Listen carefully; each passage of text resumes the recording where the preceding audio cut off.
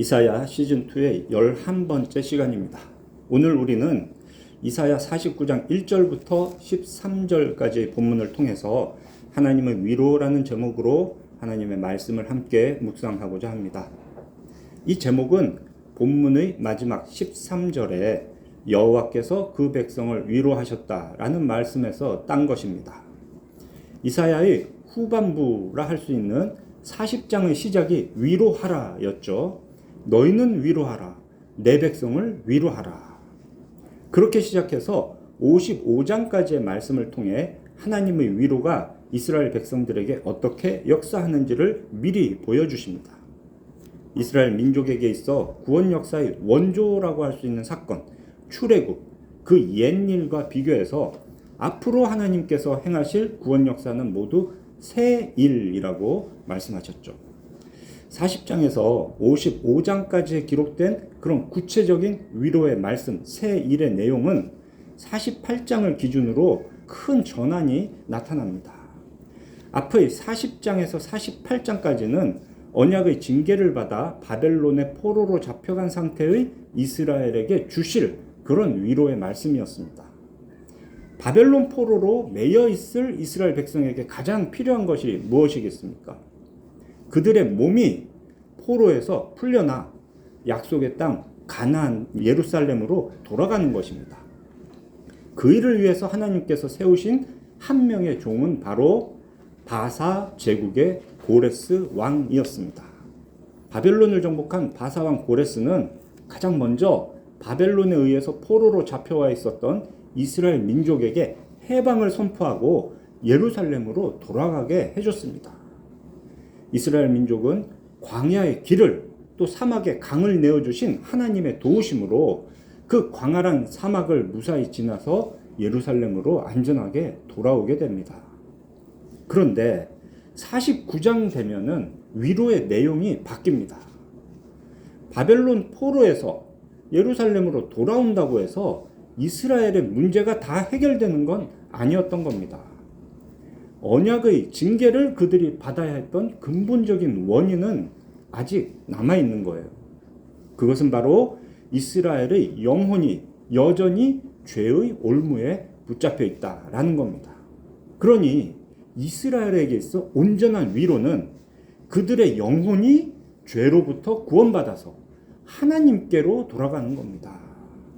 그 일을 위해서 세우신 한 명의 종이 누군가? 이전 일과 비교할 수 없도록 크고 위대한 진짜 새 일을 이루실 한 명의 종은 바로 성자 하나님이신 예수 그리스도입니다.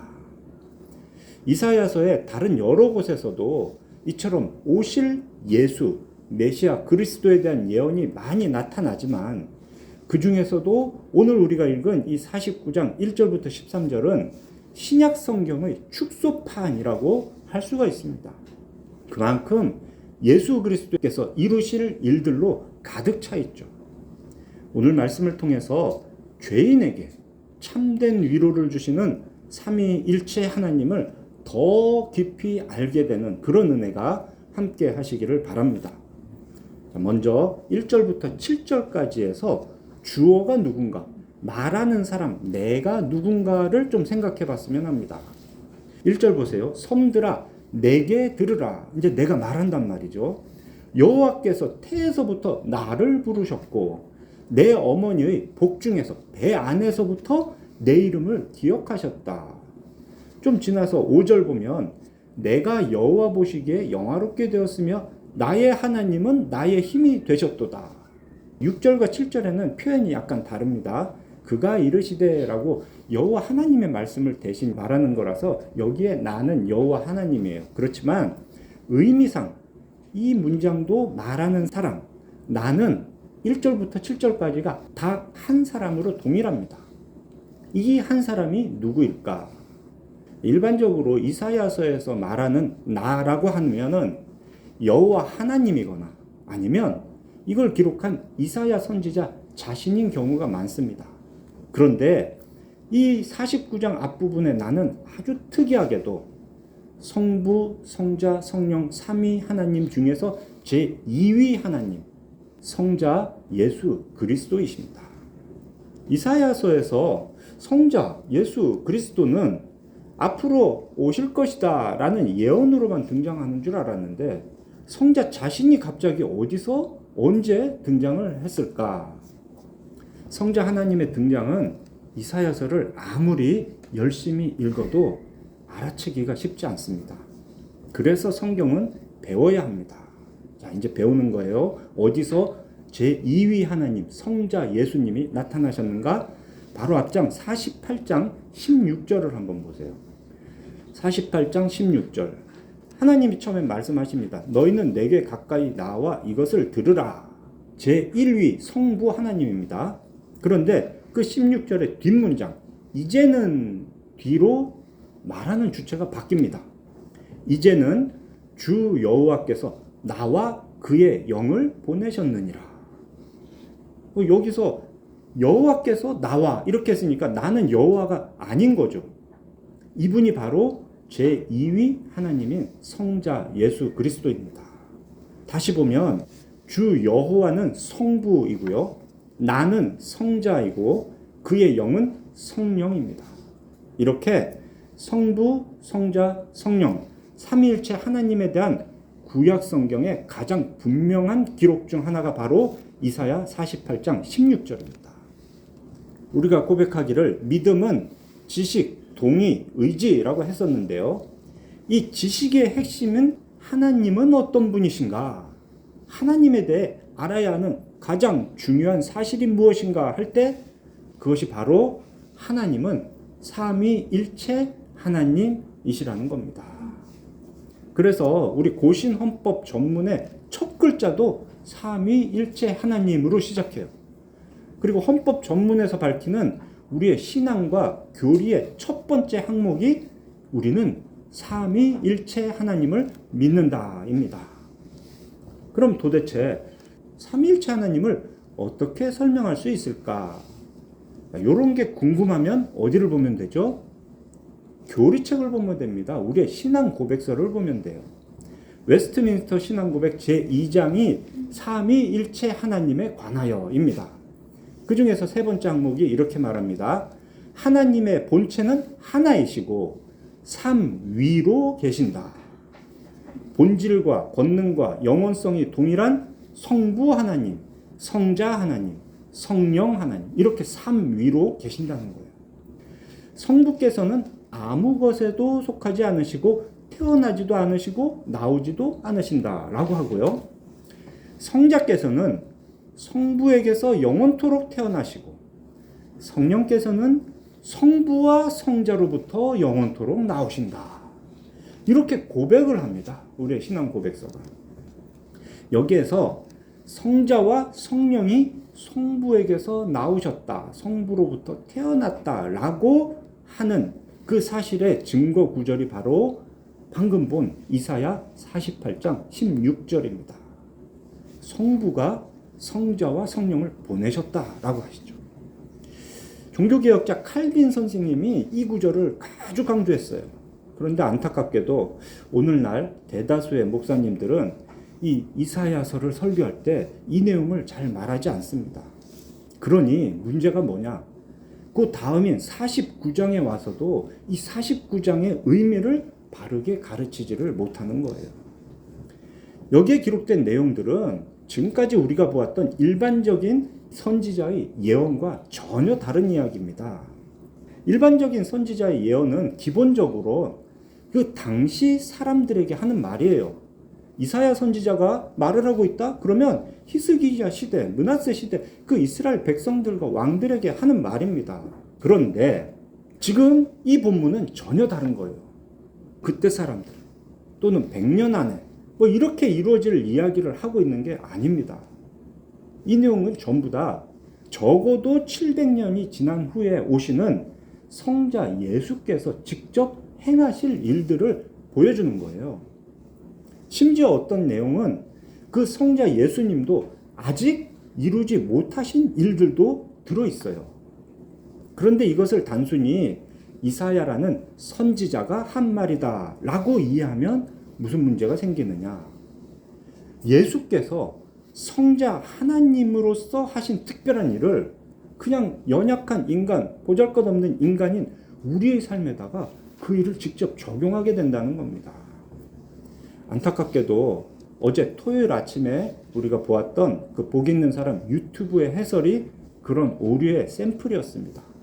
그래서 제가 먼저 보고 아이고 이거 공유하지 말까 하다가 문제점을 같이 좀 인식해보자 해갖고 그냥 공유를 해드렸어요. 복 있는 사람이 책도 있고 유튜브도 있습니다. 내용이 달라요. 해설의 내용이 다릅니다. 근데 책은 정확하게 예수 그리스도에 대한 일이다 라고 해석을 했습니다. 그런데 유튜브는 그냥 바로 우리의 삶에다가 이 49장 말씀을 적용을 해버렸어요. 들어보면 다 은혜가 되죠. 아 그래 우리도 이렇지라고. 근데 그런 식의 이해는 틀렸다라는 것을 우린 정확히 알아야 됩니다. 틀린 것을 그런 줄 알고 사는 것보다는 차라리 이 내용이 무슨 이야기야 이해를 못하고 지나가는 것이 더 좋습니다.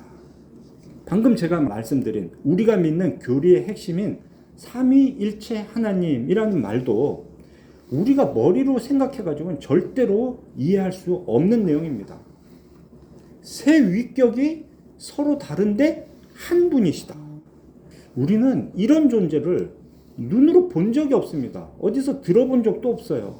그러니 우리의 머리로 이해할 수 없는 게 당연합니다. 이해할 수 없는 거를 억지로 이해하려고 설명하려고 하다 보면 이단되는 겁니다. 삼위일체 하나님을 그런 식으로 엉터리로 설명하는 예를 제가 두 가지 들어볼게요. 이거를 그렇구나 하시면 안 되는 거예요. 잘못된 예입니다. 첫째는 삼위일체 하나님 그거 물과 똑같은 거야. 물이 뭐야? H2O잖아.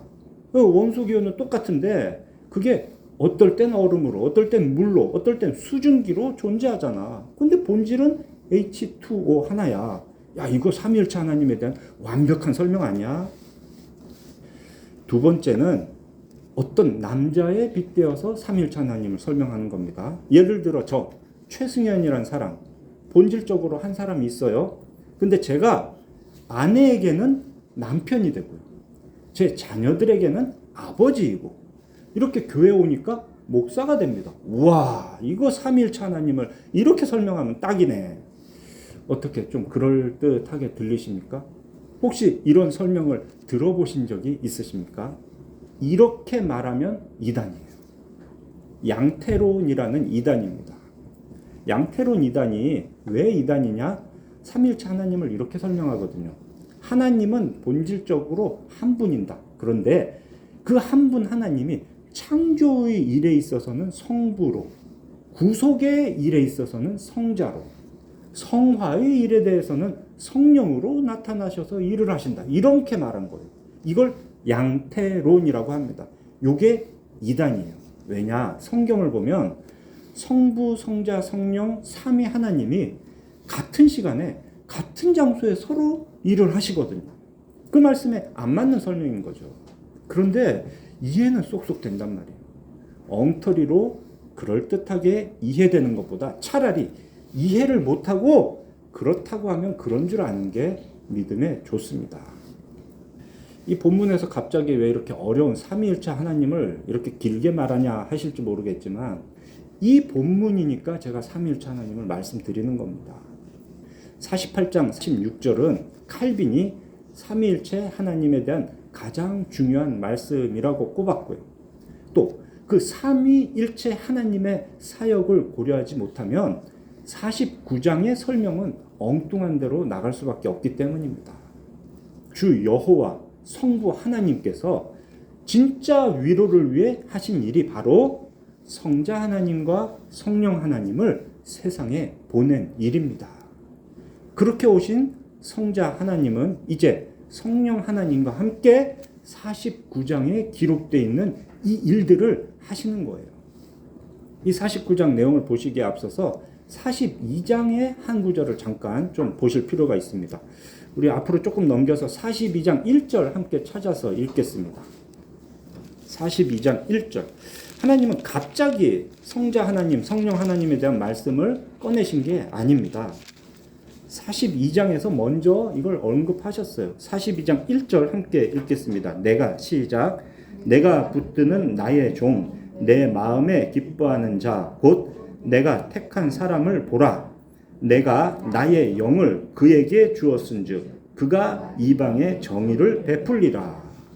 이 42장 1절에서 내가 붙드는 나의 종, 내 마음에 기뻐하는 자, 곧 내가 택한 사람, 이 사람이 바로 성자 하나님입니다. 성부 하나님은 성자 하나님을 성령 하나님과 함께 보내셔서 이방의 정의를 베풀게 하시겠다. 이미 말씀하셨어요. 그리고 그 뒤로 나오는 말씀이 다 중요한데요. 그 중에서 특히 6절은 꼭 기억하셔야 됩니다. 지난주 설교에서도 이 6절을 말씀드렸어요. 나 여호와가 의로 너를 성자 하나님을 불렀은즉 내가 너의 손을 잡아서 너를 보호하며 너를 세워 백성의 언약과 이방의 빛이 되게 하겠다.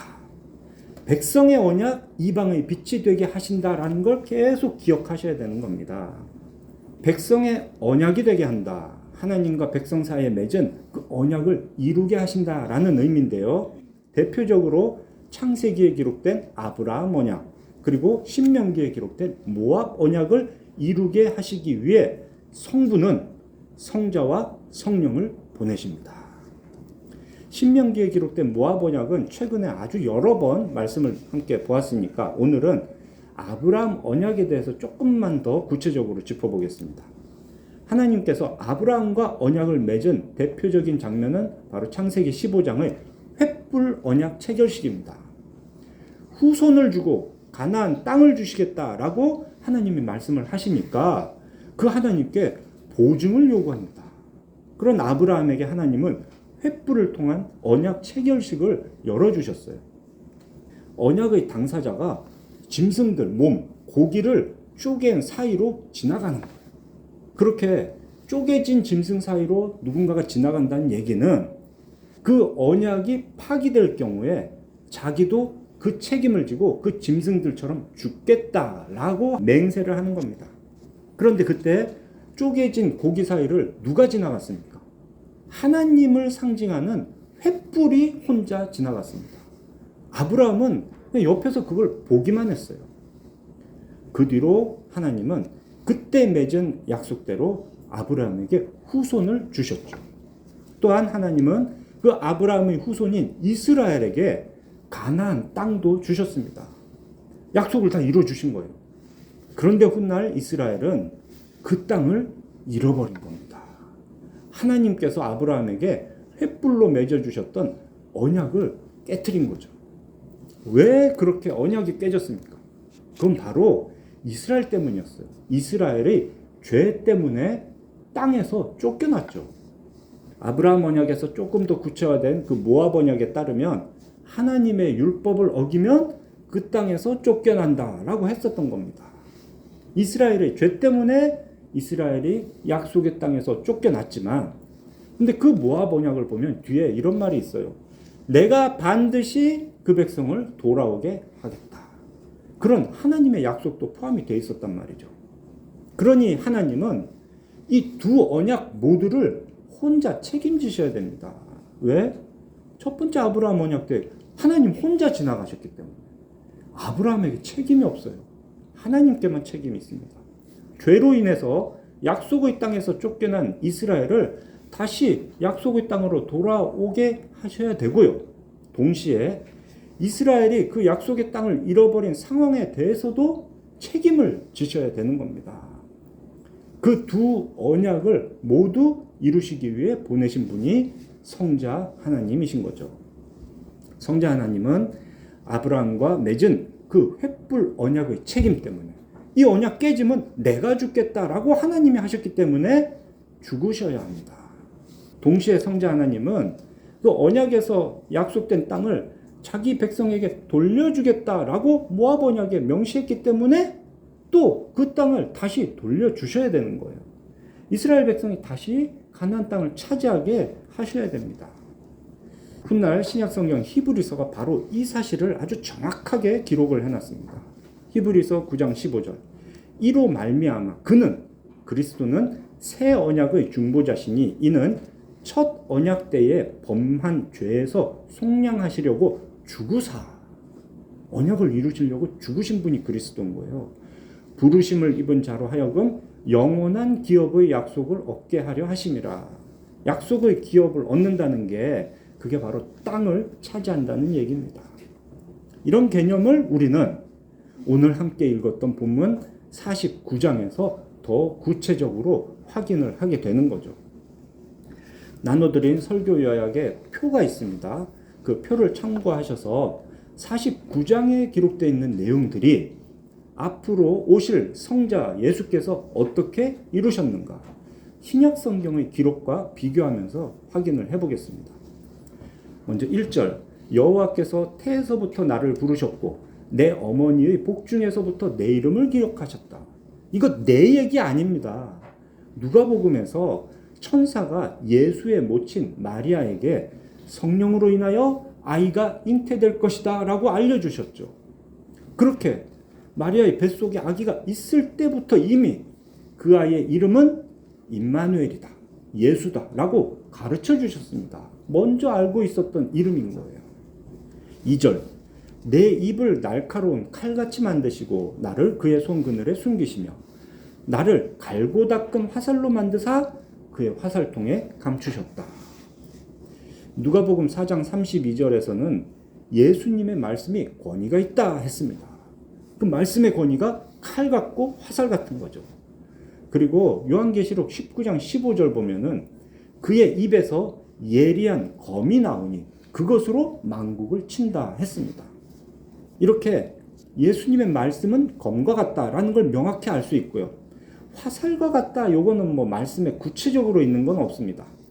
근데 신약 성경 전체를 통해서 예수님이 말씀으로 죄와 사망의 권세를 정확히 꿰뚫는 의의 병기로 사용되었다는 걸 알 수가 있어요. 이미지상으로. 그런 게 예수님의 말씀은 검과 같고 화살과 같구나 알 수 있는 거죠. 또한 하나님은 항상 위험에서 그 예수 그리스도를 보호하셨습니다. 예수님 공생의 초기에 나사렛 동네에서 사람들이 산 낭떠러지로 끌고 가서 예수님을 밀쳐 떨어뜨리려고 한 적이 있어요. 근데 예수님이 그들 사이로 이렇게 지나가셨다라고 기록합니다.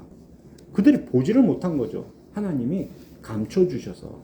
그런 일이 누가복음 4장 29, 30절에 기록되어 있습니다.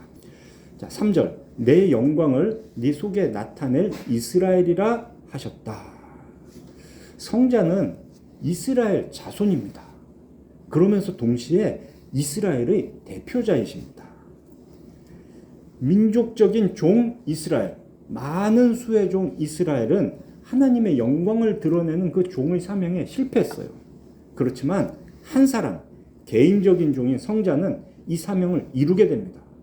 이 뜻에 따라서 기도하셨던 것이 바로 요한복음 17장 1절에 기록되어 있습니다. 아버지여, 때가 이르렀사오니 아들을 영화롭게 하사 아들로 아버지를 영화롭게 하게 하옵소서. 이사야서에 기록된 그 일을 그대로 예수님이 하나님께 기도했던 겁니다. 하나님께 예수님이 기도한 거니 이거는 이루어지죠. 성자는 십자가에 달려 죽으시고 성부는 그렇게 죽은 성자를 다시 살리심으로 아버지를 영화롭게 하는 이 일이 이루어집니다. 성자는 이처럼 하나님의 종으로서 사명을 완수합니다. 그런데 4절을 보면 그 성자가 실망에 찬 말투로 나의 수고가 헛되다라고 합니다. 그러나 나는 말하기를 내가 헛되이 수고하였으며 무익하게 공연히 내 힘을 다하였다 하였도다. 실제로 예수님 당시에 백성들은 전부 다 하나님의 참된 뜻을 가르친 예수님을 십자가에 못 박으라고 했습니다. 그렇게 십자가에 달린 그리스도를 조롱했습니다. 3년 반 넘게 함께했던 제자들도 그런 예수님을 버리고 흩어졌습니다. 그렇게 예수님의 일은 헛된 수고처럼 무익한 힘을 쓴 것처럼 보였습니다. 그렇다 해도 이 말씀은 성자 자신께서 자기의 일이 실패했다라고 말씀하시는 건 아닙니다. 그 다음 이어지는 말씀, 참으로 나에 대한 판단이 여호와께 있고 나의 보응이 나의 하나님께 있다라고 하시죠. 사람이 보기에는 실패한 것 같고 쓸데없는 일 한 것 같지만 아무 유익이 없는 것 같지만 하나님은 그 성자의 사역의 진정한 가치를 바로 평가하십니다. 그 열매를 맺게 하십니다. 성부에 대한 성자의 그런 믿음이 이어지는 5절에서 나타납니다. 이스라엘이 그에게로 모이는도다. 그러므로 내가 여호와 보시기에 영화롭게 되었으며 나의 하나님은 나의 힘이 되셨도다. 이루어지는 거예요. 그리고 하나님이 힘이 되주십니다. 광야에서 40일간 금식 기도하시고 마귀에게 시험 받으실 때 천사들이 예수님을 도왔습니다. 천사들은 하나님이 보내주신 존재들이에요. 자신이 고난받고 죽을 것을 처음으로 제자들에게 말씀하신 다음에 하신 일이 변화산에 올라간 일이거든요. 그 변화산에서 하나님은 모세와 엘리야를 보내주셔서 예수님을 격려해 주셨습니다. 그렇게 힘을 더해 주셨어요. 마지막으로 잡히시기 전날 밤 겟세마네에서 피땀 흘려 기도할 때에도 하나님이 보내신 천사들이 예수님께 힘을 더했습니다. 자, 이제 개인적인 종 성자 하나님은 자신의 사명이 무엇인지를 아주 분명하게 밝혀주십니다. 그게 6절이죠. 야곱의 지파들을 일으키며 이스라엘 중에 보존된 자를 돌아오게 할 것은 매우 쉬운 일이라. 여기 보면 이스라엘 중에 보존된 자를 돌아오게 한다. 이런 표현이 있어요. 보존된 자는 익숙하지 않지만 이렇게 바꾸면 어떻습니까? 이스라엘의 남은 자를 돌아오게 할 것이다. 우리가 지금까지 들었던 그 이야기 그대로 이루어지는 겁니다. 이스라엘의 보존된 자, 이스라엘의 남은 자를 그리스도의 사역을 통해서 하나님께 돌아오는 것은 기본이에요. 그리고 이방의 빛으로 삼아 나의 구원을 베풀어서 땅끝까지 이르게 하리라. 이건 더 큰 일인 거죠. 이런 개념은 제가 앞에서 42장 6절에서 함께 기억합시다 라고 했던 그 내용들, 백성의 언약, 이스라엘의 언약과 이방의 빛이 되게 하신다라는 말씀하고 똑같죠. 이게 굉장히 중요한 겁니다. 예수 그리스도의 사역은 이스라엘의 남은 자에게 언약을 이루어 주시는 거고 이방의 빛이 되어서 만민을 하나님께로 돌아오게 하는 것입니다. 로마서 11장에 이 두 개념이 그대로 성취되었다는 것을 표현하고 있어요. 11장 7절. 이스라엘이 구하는 구원을 은혜로 택하심을 입은 자가 얻었다. 이스라엘이 다 민족적, 혈통적 이스라엘이라고 다 구원받는 게 아니고요. 택하심을 입은 자가 얻었다. 앞의 표현대로 말하면 이스라엘의 남은 자, 보존된 자가 구원을 얻었다. 그리고 11장 11절 보면 그들이 넘어짐으로, 이스라엘이 넘어짐으로 구원이 이방인에게 이르렀다. 이게 이방의 빛이 되신 예수 그리스도의 사역이 이루어진 것입니다. 그리고 다시 본문으로 돌아와서 7절을 보면 사람에게 멸시당하고 백성에게 미움받고 관원들에게 종이 된다라고 하죠. 이게 어떤 건지 우리는 잘 알고 있습니다. 잡히시고 조롱당하신 예수님의 모습에서 우리는 그걸 볼 수 있는 거죠. 그런 개인적인 종, 성자 하나님의 십자가 죽으심을 통해서 이스라엘의 남은 자, 또 이방인들이 구원을 얻으니 8절 이후로는 다시 여호와 하나님께서 회복된 기업의 땅이 어떨지를 말씀해 주시는 거예요. 쉽게 말하면 이제 그렇게 시작된 하나님 나라가 어떤 모양인가 이걸 보여주는 겁니다. 10절. 그들이 줄이거나 목마르지 아니할 것이며 더위와 볕이 그들을 상하지 아니하리라. 이는 그들을 긍휼히 여기는 이가 그들을 이끌되 샘물 근원으로 인도할 것임이라. 긍휼히 여기는 이가 그들을 샘물 근원으로 이끄는 이가 누굽니까? 바로 예수 그리스도입니다. 이러한 상황은 이 성경의 마지막에 명확하게 나타납니다. 요한계시록 7장 16절을 보세요. 똑같습니다.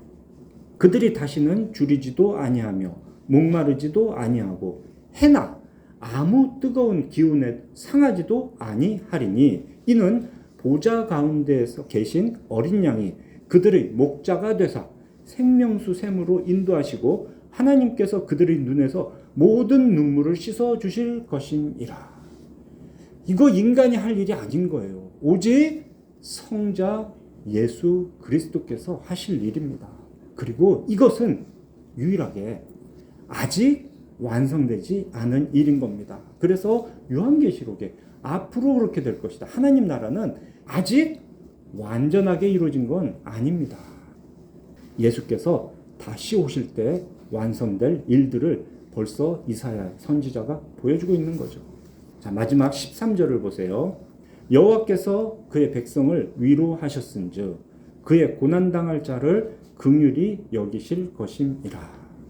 앞에 기록된 모든 일들을 통해서 성자 예수님은 성부 하나님의 뜻에 따라서 하나님의 백성을 위로하실 겁니다.